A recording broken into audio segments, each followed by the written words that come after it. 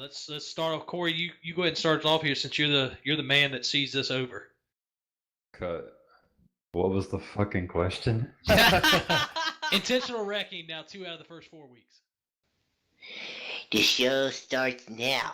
Welcome. You are listening to the 3 Wide Racing Podcast show brought to you by 3 Wide TV. Relive some of last week's 3 Wide Racing action and get prepared for this week's race with a host of 3 Wide Racing drivers and owners.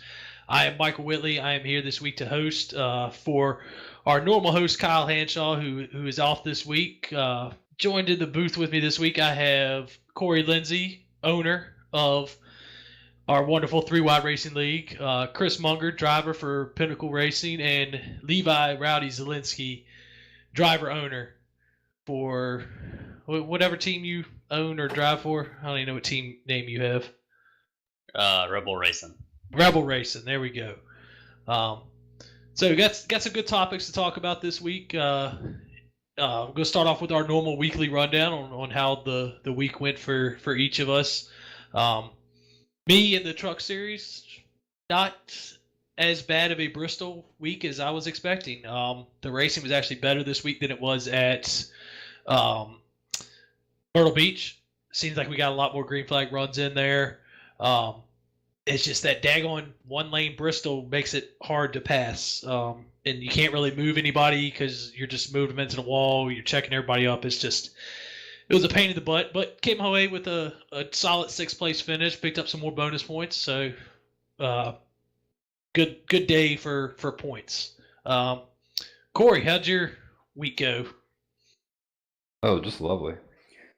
Truck race, I wasn't there for it, but got to hear a lot of stuff from everybody, and it seemed like it went pretty okay. I was watching some of David's stream there, and he had some terrible luck, unfortunately, so he got cut short, unfortunately. But for me, personally, Monday, the Race Kings Cup Series, I just started in the back. I did not qualify. I was just hanging out in the back. I didn't really want to push anything. I wanted to try to make it to the end. And unfortunately, that just did not happen. I don't know how many races I've done at Bristol. I can't seem to make it through any of them. But yeah, I finished 13th at the end of the day. That's too horrible. I'll take it and move on to Road America. Not next Monday, but the Monday after that. Yep. Nice little off week for the Cup Series coming up. Munger, how'd your week go? Probably could have went better. The truck series race, I was in the top 5 in practice and choked in qualifying, so started pretty far back and was trying to take it easy and work my way up through the field. I think lap 50 or something like that. There was a wreck, and there's no way I could have got woed up in time, and a digger in the outside wall. Got a meatball flag and too much damage. Finished dead last in that, and then the Cup Series race, I was top 5 in practice again, choked in qualifying, and I don't know what happened. Somebody got in somebody in lap 3, and I checked up hard not to run Henshaw over, and car spun out and took one hit and got too much damage there and finished dead last national that race. So for one of my probably top 2 favorite tracks, probably was a pretty bad week, but hopefully it gets better. All right. Now, Cup Series race winner, Levi Rowdy Zielinski. How did your week go? It went pretty freaking good, I can say that much. A little disappointed in our truck series race. We did finish P2 to Sam Close. I believe we had the faster truck on the long run and throughout the whole night. But obviously we found out that track position is key. Track position probably is everything at this point in Bristol. So we found that out early in the truck series, and we kind of took that information we found and we took it to Cup Series, and we got lucky with the pit road implication, or whatever you want to call it, the mismount function of the pace car, I guess, hitting the wall and whatever it did. But anyways, it gave us the lead, and we never looked back from there. We ended up winning the race in the Cup Series, so that was a pretty good, dang good weekend, I'd say so. We partied a little bit last night, so pretty good night. Well, good. It sounded like we had some up weeks, some down weeks. Not too bad. So moving forward, let's go give a quick little rundown here. Something new this week of the standings. We're 4 races out on each side to kind of see where everybody's stacking up in the top 10 here. So quick look here at the Truck Series. Starting with Eric Mickey leading it, my team owner, and then myself here in second. Then we got Levi third, Paul Ross fourth, Todd Smith, our DD Series winner, fifth. Matt Hackathorn in sixth, Chad Brown seventh, Chuck Sweeting eighth, Sam Close, our race winner from the Truck Series this week, is ninth, and then Travis Bennett, solid 10th. Then over on the Cup sides, it's a pretty good Eisentech look to the top there. Cameron Rich currently first, Sam Close second, Paul Ross third, Johnny Thomas fourth, Levi Zielinski fifth, Luis Salmasso sixth, Mike Stevens seventh, Matt Hackathorn eighth, Corey Lindsay ninth, and then Peter Short there 10th. And Peter has missed the last 2 weeks and is still holding on to that 10th place there. So moving on to our spot on, spot off topics for this week. New broadcasting company coming in for 3 Wide. We have SYM coming in for the Truck Series starting this weekend. Then we have our very own Carlos Acosta taking over 3 Wide TV, stepping out of the car and going in the booth and providing us with a broadcast here. Let's go ahead and go with the league owner here, Corey. Corey, how do you feel about this new broadcasting company? How do I feel? I feel pretty good about it. I'm hoping it'll work out on both sides. Last night, I think it paid off pretty well. That was probably the best broadcast of the season. Of course, Tanner and Justin, you could tell the jitters were there. They kind of calmed down a little bit halfway through or so. But I think as we continue forward, the Monday night races are only going to get better. I didn't mind KR. I thought he was a super cool guy. He definitely was willing to put in the time and the effort, but the quality of it just was not there, and I really did not see it, getting any better. But for trucks, for Sunday nights, we have, is it SYM or SIM? I don't know what it's called. I don't know what it is. I've never heard anybody say it. Yeah, me either. But emailing them, talking to them, Kyle is the guy's name. It's Kyle and Phineas. They have a lot of motivation and a lot of enthusiasm for these streams, it seems. So it's going to be super interesting. This Sunday night they'll be covering Bathurst, so they're doing a lot of road course races with Scars. So it'll be a good transition for them to get with the trucks and then transition over with the ovals moving forward. Yep. Levi, what do you think about it? Definitely excited to see something new. Max Speed TV just wasn't cutting it, and kind of glad that we have SYM. I've never watched one of their broadcasts, but what I've heard about them, I've heard they do really good work, and it should be a really exciting race to see. I think we'll have a lot better production and a lot better quality coming forward from the Truck Series from now on after that. And for 3 Watt TV, we already know they do awesome. They did really well in the DD Series, and last night they did really well for the Bristol race. I think, like I talked about, is having 2 experienced broadcasters that have ran in our league up in the booth helps tremendously for this league because they know us and they know how we race. So I think that helps them tremendously. Yeah, definitely. I think that's going to be a big thing going forward, especially with SYM finally getting Eric Mickey's name correct. Munger, how do you feel about the new broadcast groups coming in? Same as everyone else, man. I mean, the KR guy was, like Corey said, he was nice and he was pumped up, but I think the first race or so he did it by himself, so I'm sure that wasn't easy. But like Levi said, it really wasn't cutting it. I never had a chance to watch the broadcast from last night, but I know 3 Wide has done really good in the past, and Tanner, I've heard Tanner, and he does a good job, so it's nothing but positive things. Yeah, I agree. Definitely with KR and them, they had great visuals, great graphics, and stuff like that. But I think they were almost kind of stretched too thin there with their broadcasting. And actually, we've been joined in the booth now by Eisentech driver Cameron Rich, current points leader in the Cup Series. Cameron, how do you feel about the new broadcast companies? I think last night's broadcast was the best we had by far, and it's not even close. Yep, I think everybody's in agreement there. So, next topic: non-charters. Should we have them? I'm one. I don't see a problem with them. Right now, because in the Truck Series we're full. We don't have any non-charter teams there in the Truck Series that I know of. So it's not affecting me there. I don't know how it is on the Cup Series, but I think a charter system is great. It allows the guys that show up week in and week out and that pay their dues to be there. But having non-charters is good too, because it gets some guys in there that can experience the league and try it out, kind of do a test run in the league without having to pay any money. So I'm for the charter or the non-charters. I like them. Let's go, Chris. How do you think about it, Munger? Yeah, I agree. I mean, like you said, I don't really know how many in the Cup Series, but like you said, somebody to come in and just like test the waters and get a feel for it, and then have a chance to pay the dues and run full time and stuff like that. So it's definitely good. Yeah, agreed. Levi, what's your take on this?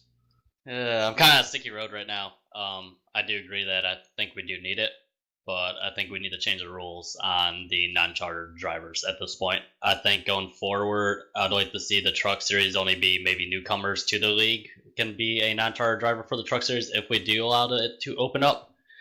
But for the Cup side, I think it should only be held to somebody that's been in three-wide racing before, has previous experience in the league, and did like prove themselves in the Truck Series. I think that's what needs to be put in, because these non-charters and the Cup Series is kind of just not cutting it at this point. Yeah, gotta agree there. That cup car is a different beast, and a lot of guys take that very, very seriously with these races, especially last night being a no bull race. Cam, what's your take on this? Man, I like the non-charters. I like having some guys who can come in and kind of test the waters, and if they like it, they'll stay around. Gonna have to kind of disagree with Levi there. I don't think necessarily you have to prove yourself in trucks to be in Cup. Like Chuck Sweeten came in last year, and he's definitely one of the best guys in the league. So I don't know if that's a cut and dry thing to fix it, but I do think that there is a kind of a problem with some people just coming in and driving with a reckless abandon. Yep. Corey. Give Well, us I your think opinion. we got what we got for this year. We really can't make any changes right now, but I think the whole charter system kind of needs to be re-examined for 2019. I think we should consider making it, not to change the subject, but I think we need to consider making it, you buy a number, you don't buy a spot for your own individual self. I think that non-charters, I guess, it's a double-sided sword, like you'd like to give these guys a chance to come in and see if they like it, see if it's something that they want to be a part of. But on the other hand, we can't have these guys being reckless and causing problems for the guys that are coming in, paying the money to race, to wait for a championship.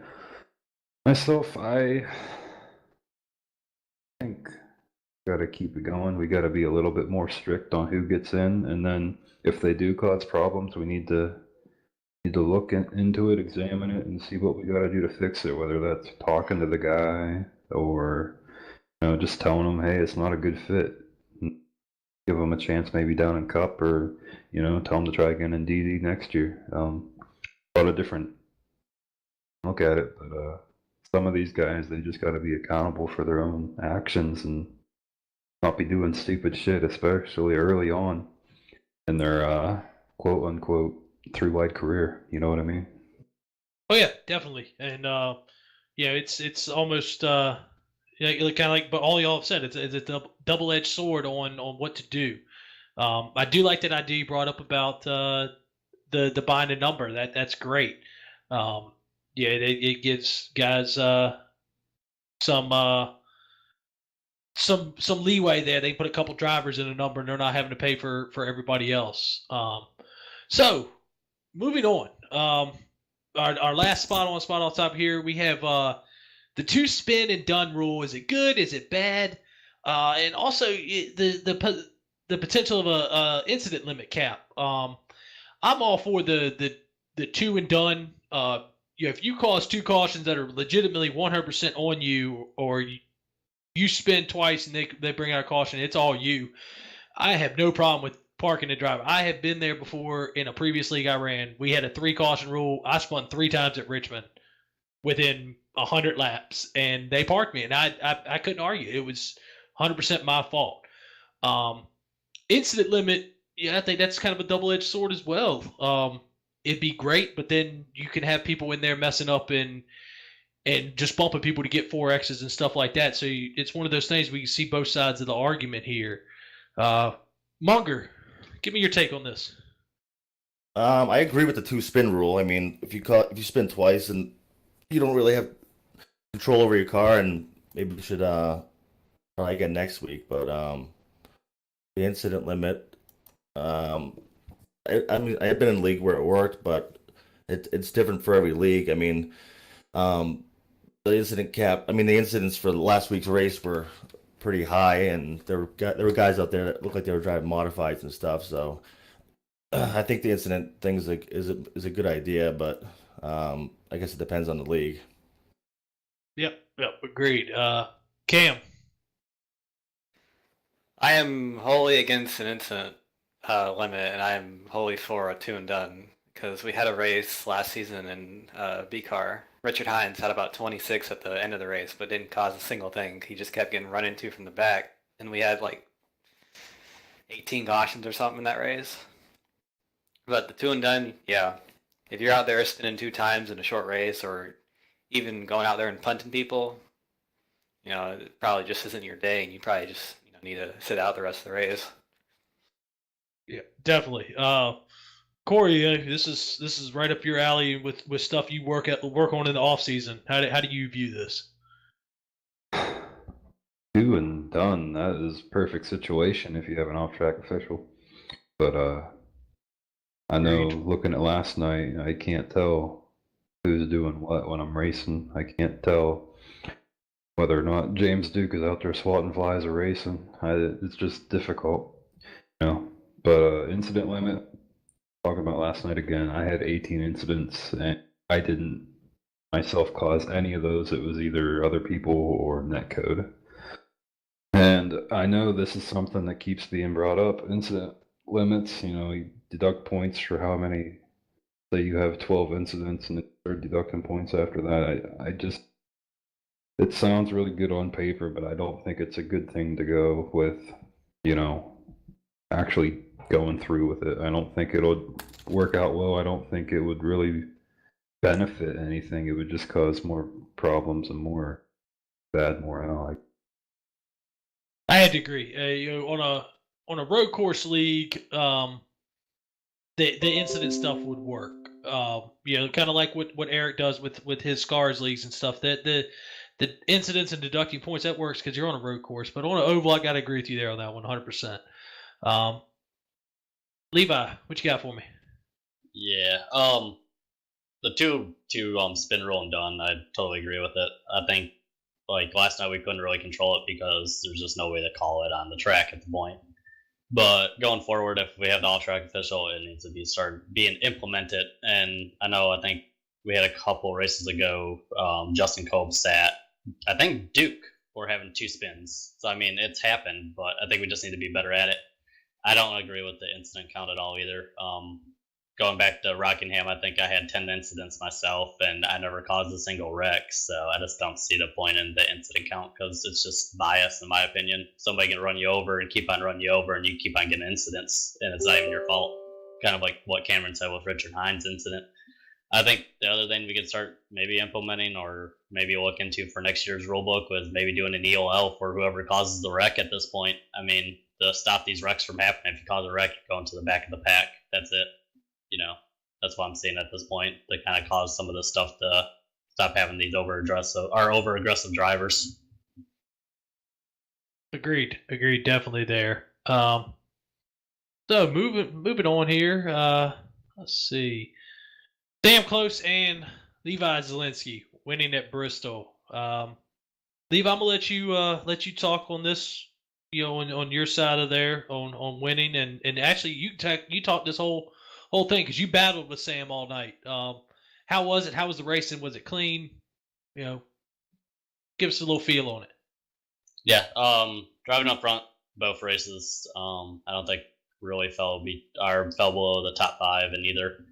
It's up front. We have a lot of really clean racing and a lot of give and take at the front. Honestly, I mean, Giant Thomas let me by at one point. I think Tate Lato let me by when I was faster. You're just seeing a lot of give and take from the front pack, and I think that's what we need to see throughout the pack, honestly.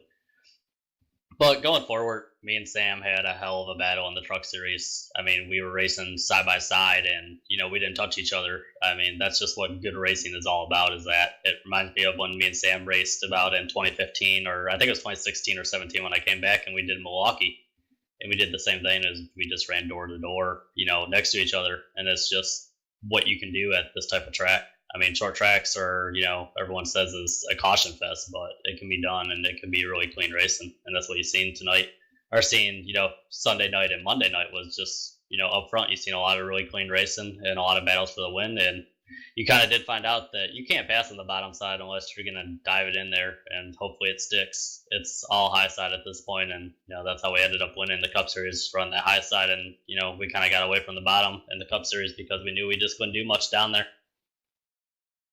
Yeah, and congratulations on your first win in the Cup Series. I know you are a 7-time winner overall, but your first win in the Cup Series. So congratulations on finally hitting that milestone there.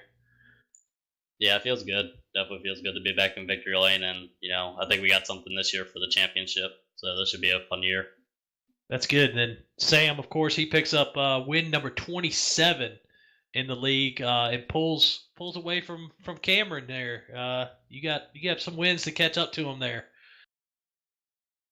Now we have one more join us now, Matt Hackathorn in the house. What? So driver, Hackathorn, who you drive for? I don't even know who you drive for. Shake and Bake Motorsports. Shake and Bake Motorsports. There we go. That's a name that screams stay away from them. Basically. That's Mike Stevens. He owns that. Yeah, Mike Stevens and Skyler Nisor owns it. I was chilling with him last night. He's cool. All right, so moving on to our next talking point. This is a good one. I think this is kind of one everybody's been wanting to kind of hit on. And it kind of leads into really all three of our talking points here. Over-aggressive racing and impatient racing. Is this a cause for concern?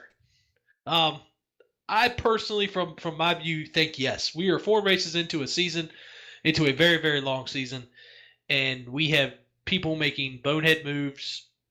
We have people making bonehead moves early in the race, and you're not going to win the race on turn 1, lap 1. And I don't know how many times people say that, and it still does not seem to set in with people. Bristol is a one-groove track on the high side. Patience is a virtue, and a lot of people did not have it. I mean, I know quite a few. I mean, people caught up in wrecks just because of kind of impatient driving. Let's go with Hackathorn. Matt, you were up there up front in the truck series, with us. You saw some of that impatient driving. What's your take on this? It's just one of those things where I think with the more time we put into it, because we do have a lot of people coming in here and being new, and they're fast enough to come up here and mingle with us, but they don't know how to really race us yet, because we've all been racing together for a long time. I mean, I was back in the league back in the Xbox days. So, I mean, we've all had time. I've raced with Corey, Paul, Sam, a lot of people. I think it's just a thing that we just have to all get used to each other. But I mean, there still are some problems. I mean, there's still a lot of people just way over driving, not thinking about you're going to get tied off the corner. Not really thinking, okay, it's lap 30. Maybe I shouldn't be a half inch off this guy's bumper so we don't all pile in. Just kind of some patience, relaxing, maybe some conservatism. Yeah. And I'm 10 races into my career here on 3-wide racing, and I'm finally starting to be comfortable racing around guys up front.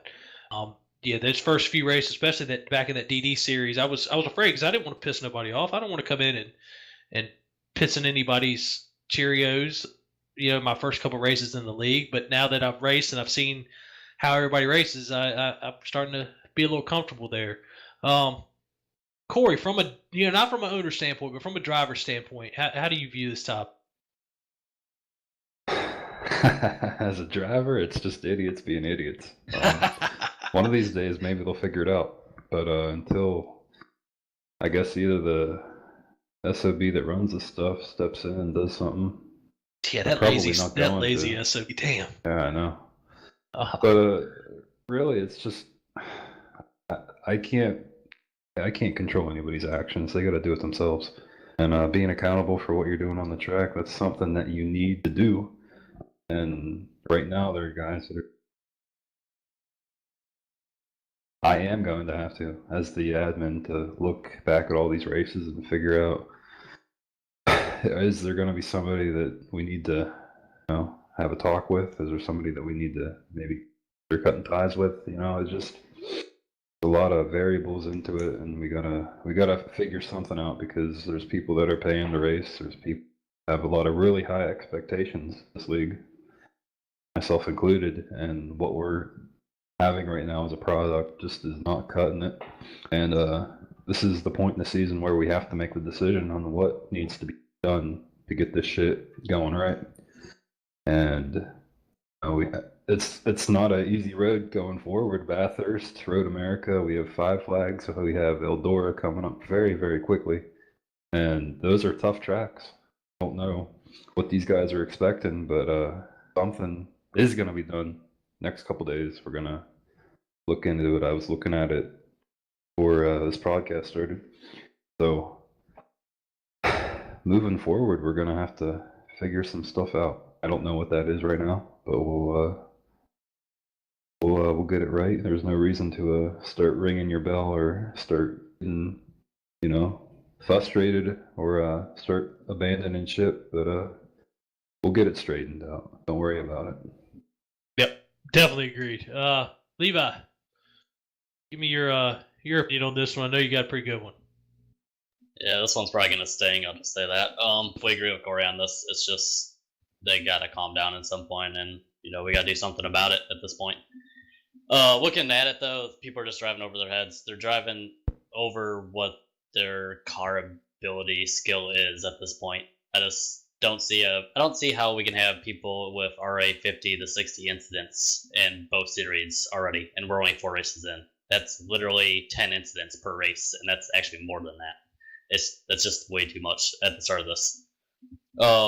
Otherwise, there's just a lot of over driving. I've watched my teammate, my driver, Rucker, run in the back of Johnny because he's just running it in too deep. Like, just take it easy, man. Just let the car come to you. Let the race come to you, and it will have a good result. It's just hard to beat it into some people's heads, unfortunately, right now, because I think what they're trying to do is they're trying to prove themselves in this league when they should just be concerned with finishing the race. I don't think we need to have you prove yourself at this point. You'll prove yourself along the way. I'd rather see a good, clean driver than somebody going out there and running way too hard over their head and wrecking half the field, because it's just not what we want to see anymore at this point. Yeah, definitely agreed. We got a lot of guys that are repeat offenders, I guess I should say, and some people were how do I put it, batting 1,000 for wrecks over the course, and it's. The thing is, it's a lot of rookies, and it's a lot of veterans too that are just kind of overdriving it. Well, let's just put it this way: at one point, you keep on hitting somebody with a baseball, they're eventually going to hit you. They're eventually going to come back and at the mountain start fighting you, and we're about to see that here soon if we don't fix it. Agreed. Matt, how do you feel about this? I'm in complete agreement because I got in I got in probably 3 or 4 incidents over the weekend that were just people who were driving, spinning people out, hitting the wall like half a lap into a run because they just want to push it too hard. It's simple. You take your time, you run yourself, and you'll start being able to make passes once you get some laps on your tires. So, there was so much grip for honestly, about 10 to 15 laps you could run as hard as you wanted to, and you didn't really have to worry about any issues. But if you messed your line by, let's say, a tire width, you're up in the wall, and all of a sudden everyone's wrecking, and you'd go right back up into the corner and just stack everybody up. So I mean, only 11 cars finished last night, and I mean, only the top 4 had moderately damaged cars or non-damaged cars. Yeah, it's especially this truck series schedule. It's built on a lot of give and take racetracks, so it's something people are going to need to learn very, very, very quickly. Cam, you oversaw the race on Sunday night for us. How do you feel? Yeah, I've seen the truck races and I've been in a wreck in each cup race this season. So yeah, it's people are definitely driving over their heads. I think half the problem is, and I say problem kind of tongue in cheek because I don't think it's really a problem, is our weather system. Because we run realistic weather, what actually is at the track on the day we race, and I think it's awesome. It throws a wrench into everything. But to be honest, each one of our races this year has been extremely cold, and when you have a cold track, you have lots of grip. And when you have lots of grip, everybody has a lot of balls. So, you know, you send it in the corner. Last night, people were driving it in harder to, like, they were driving it into, like, West Virginia, and, like, you know, when that's happening with everybody, you're just going to have wrecks because people are just going to run into each other. So, honestly, I think it might correct itself as we get to the hotter races. Like, we're going to have Darlington in August, and on the Cup side, Langley's going to be in July. I promise that's going to be hot. Kind of rewinding to last year, you know, we had really hot races like Michigan and Darlington and some others where, you know, we had caution-free or one caution races. I hope that comes back because that was really awesome. And usually, in my sim racing experience, it's been when you have to drive the track over racing the cars on the track. Usually, that's when there's a better race. So I hope that comes back and we can see that as the season moves forward. Yeah. All right. We'll close up this topic with Munger here. Let you get the final word on it. Yeah, I think there are people being aggressive. I mean, I think the biggest thing is race etiquette too. I mean, if you catch somebody, not at Bristol, but if you catch somebody by a second, I mean, you would think they'd pull over and let you go by and get behind you, so you can lose a lot of time. Like my biggest pet peeve is race etiquette on all levels. I mean, as far as the people causing issues, I mean, when I grid a race, there's probably 5 or 7 people that I check out to see where they are, where they grid, and where they qualify to kind of keep tabs on where they are. I mean, if we go into the truck schedule, especially even the Cup, but mostly the trucks, if we go into those short tracks with the same fields we have, then we're gonna have the same issues. That's what I think. Yeah. All right. So our final talking point here before we kind of look at the week ahead here. Intentional wrecking now 2 out of the first 3 weeks or 2 out of the first 4 weeks of the year. You know, post race wrecking, in race wrecking. I'm always one that post race wrecking in a online sim has always been the dumbest thing I've ever seen because we don't pay money for these cars. We're not tearing anything up. You wreck me after the race, oh well. But in race wrecking, I'm one that's kind of goes back to our previous talking point. It's just kind of the aggressive driving here.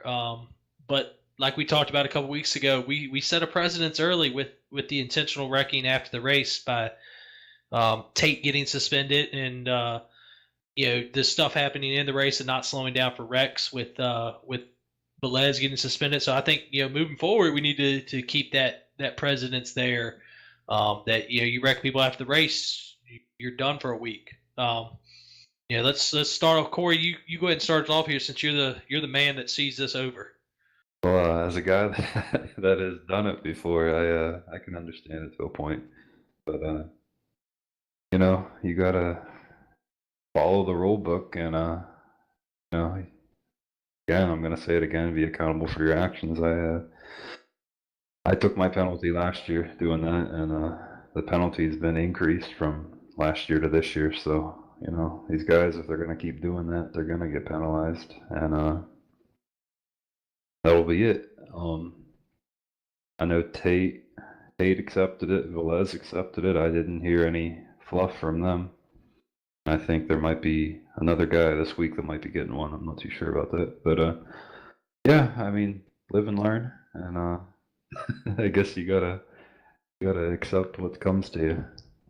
Yep, definitely. Cam, like we said before, you saw the truck race there. Sunday night. What you see from the incident that took place there after the race between Travis and Johnny? He just drove into him, spun him out. Yeah. I don't know how much you can say about that stuff. It's just, kind of happens. Yep, and a little background. In the race, kind of goes back to the patient thing. Johnny was kind of slow in front of Travis. And Travis moved him out of the way, and then coming back to the line, Johnny ran Travis up the track. Coming to the checkered. And it caused Travis to get in the wall. Johnny got the spot. So that's all good. I mean, it's good, hard short track racing, I think. But then Travis, retaliated there at the end. Now, if he did it on purpose or not, that's we'll see. But Chris Munger, how you feel? Yeah, the whole intentional wrecking thing is kind of crazy. I mean, if a guy kind of wads his shit up over a few weeks, or you have issues with them over a period of time, then intentional wrecking might be something somebody might want to look into. But I mean, as far as short tempers or somebody screwing you and run one race and you just going crazy, it's kind of uncalled for. But the whole Travis thing, I mean, I don't want to be biased because I'm friends with him, but when that happened, he said I didn't really mean to. He said he didn't mean to do it, and I kind of believe him. But I mean, if it can be construed as intentional wrecking, I mean, you have to have control over your car, whether it's after the race or whatever. I mean, if it can be construed as that, then you can get penalized regardless. So, some of it's uncalled for, but sometimes you just lose your shit and you gotta wad somebody else up. Yep, and 100% agreed there. It's going to happen. If we're looking at getting wrecked over weeks, I think we should look at David Wilson paying James Duke back here, because that seems like every time James is in a wreck, daggone David gets caught in it somehow. Cam, did I already ask you? No, Cam, tell me how you feel. No, I already asked you, didn't I? Cut that. You asked me about the truck. Cut that. Levi, go on ahead. Kind of agree with everyone. I mean, I've probably been there on my hot head. In the spur of the moment, if it happens, it happens. I would take ownership of what I did. I mean, just plain simple. I'd rather see the intentional wrecking happen after the race than during the race, though. I don't want to see somebody else be taken out from some stupid move that somebody did earlier in the race. I just don't see that under a green flag or even under caution that need to be happen. After the race, I would be more okay with it, just because you're not affecting somebody else's outcome of the race at that point. That's pretty much what I got to say about the topic. All right, now Hackathorn here, you get the final say on this topic. I agree. It's one thing after the race, it's one thing during the race. I mean, I've been caught up in pretty much everybody's during the race retaliation, so it's not exactly a fun time to be me. I'd like to be able to finish where I am, but unfortunately I'm a terrible qualifier, so I gotta work my way up, and I mean, it makes it really hard to have a good race up front, especially since Chuck's the same way. He always qualifies in the back or doesn't qualify. There's a lot of good guys that do that, but they can't get up to the front because they get caught up in everything. Yep. Can I just add a little bit? Dude, your mic is farting. A fucking Keurig in the background, man. I know. It sounded like his mic was farting. Like, holy shit. All right, Cam, man, what you got there? What you got? All right. Yeah, I'm not a fan of intentional wrecking at all. But what I've seen this year is a lot of people, they kind of, do something like make a mistake or get into somebody and, cause a wreck, and they don't want to say anything about it. Like, no sorry, no fuck you, no anything like that. So I can kind of get some people's frustration about it. Like, I'm always the kind of person that if I screw up, I want to, right on the spot, hey, dude, I made a mistake. It happens. I've ran into people before, none of us are perfect. But at least to me, admitting your mistakes goes a long way, and I commend that when somebody can man up and do that. I know Atlanta. We kind of saw all three of the points here. We had a wreck during the race, a wreck after the race, and what I just said, like but a bunch of mistakes happening with nothing being said about it. I think people just need to step up and, hey man, I made a mistake. I always do it differently though. Like I'll always wait until after to tweet them or message them because I feel like if you say it during the race, like they're not gonna accept it. They're just gonna keep on getting pissy, and they're probably gonna cause more chatter than it's worth. Look at the incident between me and Johnny Thomas. You didn't hear me apologize because I knew that was just gonna bring him to even more fury. So it's just one of them things. I think you got to do case by case because some of these guys, I feel like you can apologize right away and they'll be cool with it. But I think sometimes that's not always the best way to go. But yeah, either do it then as you actually did it, or you wait until after the race. But you definitely got to give them some type of answer or response to whatever the hell you did. Yeah, I mean, I agree with that. I mean, I'm the person I'd rather hear the apology right away, me personally. But like Corey said, like you may have to wait. The myself, other thing, I don't want to hear it right then and there. Fuck you. Yeah, I do. I'd rather hear it then because if you don't tell me then, I'm probably gonna wreck you when I see you next. And that's how I felt with the Kentman situation is I wanted to get back to him because I did not hear an apology. And it's just the point of I'd rather hear the apology because that means I know you fucked up and I know you didn't mean it. But if I don't get an apology, that's when I know that you did it on purpose of some way. So just apologize to the person, dude. It goes a long way at this point. And I think the other issue we may be starting to see is repeat offenders of it keep on happening year after year. Like I feel like the Velez and Lafferty issue, it's boiled over from last season. And it's just, I think stuff that's going to happen and it's just out of complete anger. Velez is like a bull whenever he sees a JTR car. I know, and I'm the same way. I've gotten over it though because JTR, like Johnny Thomas races me clean, Lytle races me clean. I don't have any issues with them anymore. It's just I think the heat of the moment is it's the JTR car, the Velez, and Velez is like, fuck him, I'm gonna wreck him. Yeah, I mean, I agree with both of you. I'm one of those that apologizes quick. I catch a lot of flack from my team members and the guys that I race with about this. I catch a lot of crap because I like to apologize. I like to say I'm sorry as soon as I do something. Like me and Velez, we ran into each other. I don't know if I pushed up. I never even went back and looked at the replay. I don't know if I pushed up into him or it net coded, but I mean, I quickly came over to Mike and apologized, and then the next caution I even came over and apologized, and I did it in the DD series with Rusty Webb. I spun him at Richmond. I mean, coming to get the white flag, I spun him. I mean, there's no ifs, ands, or buts around it. I got underneath them and spun him, and I apologized to him. I never heard back from him. I did hear back from Velez, but it happens. It's just one of those things. Yeah, I think that's funny, dude. I was talking to Morris the other night about the apologizing thing, and I was like, dude, I can't believe that somebody can wad up 6 cars and just leave the room without saying anything. And he said, well, they just don't give a shit. And I was like, well, they might. I don't know why. I just don't know why they don't apologize. Yeah, agreed. So our final thing tonight, because we kind of went over the same drivers week in and week out deal. Our final thing is just kind of looking at the week ahead. Cup Series are on a bye week. So the trucks, they get to go racing down under, heading out to Australia for Corey, is this the first time the Truck Series has been out to Mount Panorama, Bathurst? Yes, sir. First time the league's ever been there. All right. So this is going to be an all new thing, a new setup. I believe that let Hackathorn talk about that here in a minute about what the setup looks like, since he's our, I guess, resident setup builder. But just a quick little look. The weather is going to be the warmest we've had yet. It's going to be 75 degrees. It's going to be mostly sunny. It's going to be a different feel than what we've had the last few weeks, where we've had 65 temperatures and cloudy and night races.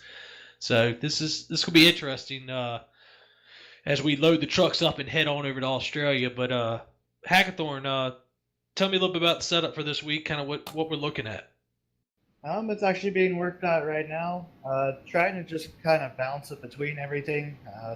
There's a lot of flat and a lot of bank here, so you kind of have to set up because there's no really favorite for banking on either side of the spectrum, I guess you could say. It's not really like a flat right-handers or flat left-handers. It's all just random, so it's very hard to set up. So you pretty much get to set it up even. So once you get it set up even, you got to get the bar in it, and that's what I'm working on right now. And it feels all right. Gonna try to keep it tight, but like you said, it's a lot hotter this week, so it's a little bit more lively. Yep, and I think the downhill S's are going to bite a lot of people. Yeah, I know myself. I know Levi will be racing as well as Munger and Hackathorn. Levi, Munger, y'all looking forward to this, or y'all kind of dreading this race like I am? Let's just put it this way. I want to go get points last week so I could have a little bit of cushion this week, because I'm a good road racer, but Bathurst is just a different beast. I mean, the uphill corkscrew, or whatever you want to call it, and the downhill S's, that is probably dead man's corner this week. Yes. Somebody is going to cause a red flag incident in both of those corners. Yep, It's probably going to somebody's take gonna- out half the field. Oh, somebody's going to park their truck sideways at the bottom Yeah. of that blind S. Yes. Like, and the people don't realize, like, I've ran practice laps there already. The downhill S's, it's very easy to lose the truck at. Yes. So people need to realize they got to get some practice time in. Practice. Or else You can't show Yeah. up there Sunday night. It's a different animal. I mean, these Aussie people know what they're doing. I'd rather see a V8 car there, but this can be insane in trucks. I'm actually working on right now trying to get it to where it's ready for everybody to be practicing with it tomorrow. So hopefully by then we'll know what's going on with it. All right, so close up here, Munger. You're the last one racing it, because Cam, I guess you're gonna be in the booth for us, correct? Actually, this is going to be my first truck start of the season. Okay, well, boom. Then we'll finish with you. All right, Munger. Are you ready for this weekend? Are you scared for this weekend? Or you want to get this weekend over with? Yeah, I'm dreading it. I suck at road racing. I mean, it took me years just to get around Watkins Glen and Daytona, but I'll be mowing the grass. I mean, Yep. yeah, I'll be mowing the grass. That's about it. Yeah, I'll be picking up some incidents right there with you. All right, Cam. First race of the season. Tell me how you feel. I'm excited, man. Bathurst. Oh my God, it's like flying a fighter jet inside of a bathroom. Yeah.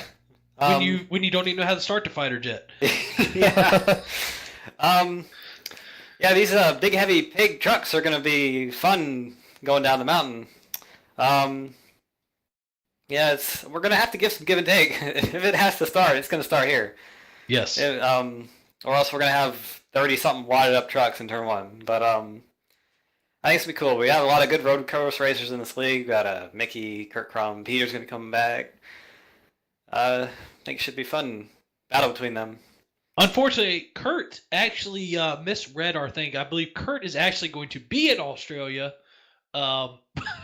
this weekend, so Kurt will not be in the truck this weekend for Bathurst, for a track that I was hoping he was going to do good at. But yes, like you said, Peter's back from his 4-week-long vacation over in New Zealand, and Mickey, he'll be another one to look out for.